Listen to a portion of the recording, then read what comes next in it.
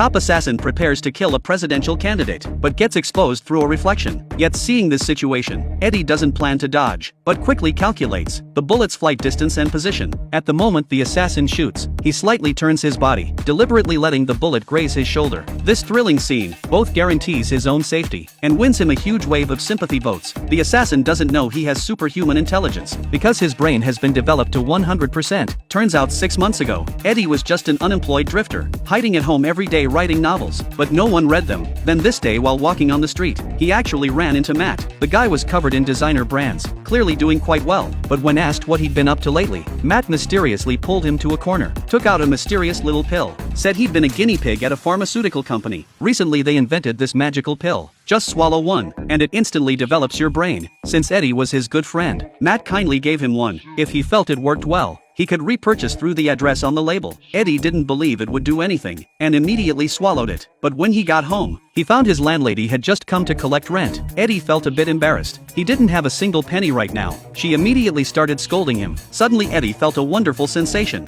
rushing to his brain. His brain was instantly activated, just by looking at the landlady once. The next second, You don't like me and I don't blame you. You see a self-defeating, energy-sucking piece of shit who's sponging off your husband. You're wishing I'd blown my brains out, but my existence shouldn't make you this upset. What is it? That's none of your business. Something wrong in law school? How do you know I'm in law school? People who aren't usually don't carry around dry, academically constipated books about a dead Supreme Court justice.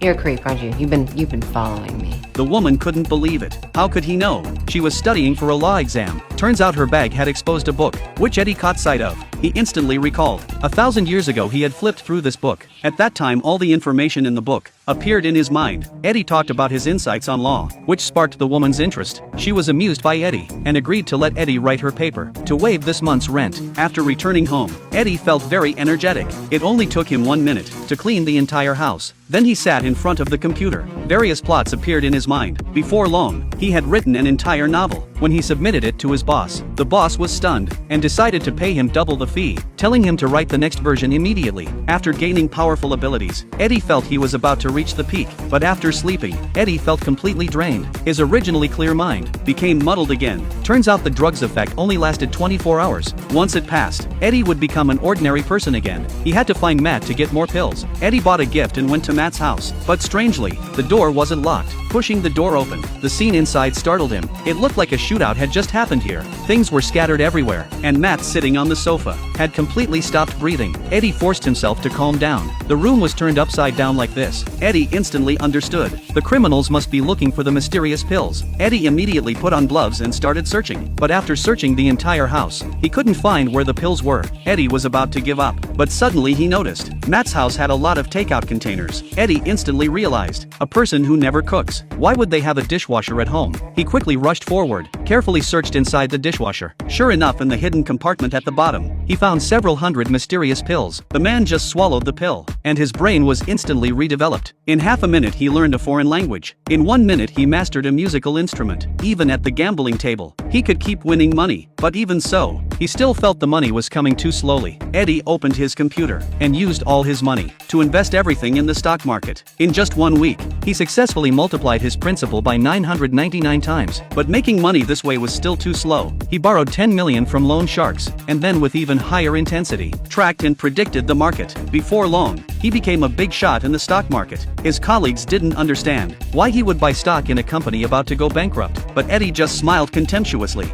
He deduced that the charges against the company's CEO were false, and would be overturned next week. By then the stock would soar, and the facts were exactly as Eddie predicted. The money Eddie invested multiplied exponentially, and the boss saw his potential, and arranged an opportunity for him, which was to meet with the stock god Batra. That day they met at a restaurant, and facing such a big shot, Eddie spoke eloquently, and directly revealed his secret. Who wants to do all that work for a shitty little uptick? It's not the visceral kind of spike you want in short-term holding, so I dispensed with all the hard statistics and I went right to the rumor mill. So you bought your stocks based on what? The Tom Thomas meeting in the street? Sure. The share prices aren't really based on how a company works. It's about how mass psychology works. So if I found certain algorithms in the perception of a stock, Pattern recognition. That's your snake oil. well, not everybody understands the patterns. And that gave me a little bit more of an uptick, but it's just a parlor trick. So then I went on to door number 3. Are you really implying that you have some sort of ultimate formula? Well, from 12,000 to 2.3 million in 10 days. I do have a formula, Mr. Pierce. Delusions of grandeur.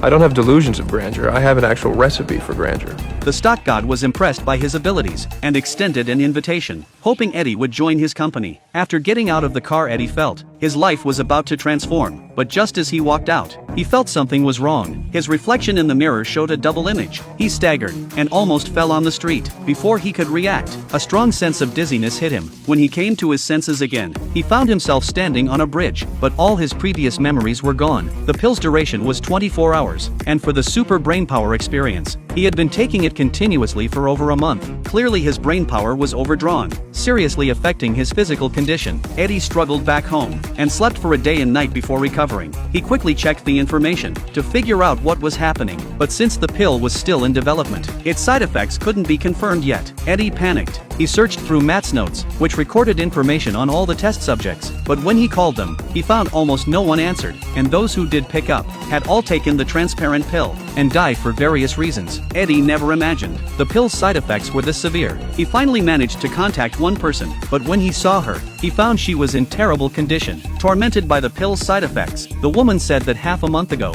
she was still the company's top salesperson, but after taking the pills continuously for 2 months, her mind suddenly started blanking out. She experienced memory loss symptoms every day. In just one day, she aged 80 years. Her bodily functions began to deteriorate, and doctors couldn't treat her either. She warned Eddie not to use the drug anymore, or he would end up just like her. One would think that Eddie would stop using the pills, but instead he took them more aggressively than before, because to escape the fate of being a loser, he had to go all in. Eddie used all the money he earned to set up a laboratory to develop this pill. This way, he would have an unlimited supply. At the same time, he went to that company and used his IQ to create amazing results for them. As long as he could keep making money, he could keep doing experiments and continue researching ways to eliminate the side effects. After learning everything there, Eddie decided to quit and start his own company. This displeased the stock god, because once Eddie left the company, he would gain a powerful competitor. But Eddie was determined to leave and casually rejected the stock god's attempts to keep him. Little did he know that this action would bring him trouble. Eddie's company had just opened. When the stock god came to his office, he appeared to congratulate Eddie, but he also mentioned that he already knew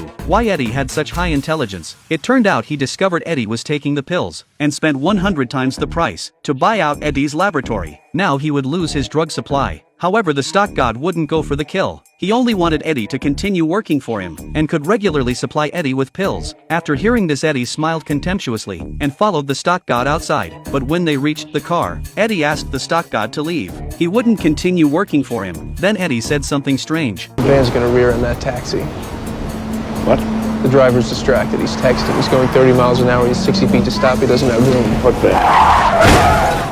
The stock god didn't know that Eddie's brain had developed to 200% and no longer needed to rely on this drug. Eddie touched the stock god's heart and instantly diagnosed his heart problem and provided professional diagnostic advice. After hearing all this, the stock god left dejectedly, while Eddie walked away coolly to meet his girlfriend at a restaurant for a date. With his high intelligence, Eddie, from that moment on, would have a happy life. 大大明啊，两个主要兵青春小龙虾，千万不要给我违禁啊！围巾会保护你的衣服。可是会把我当脏做啊！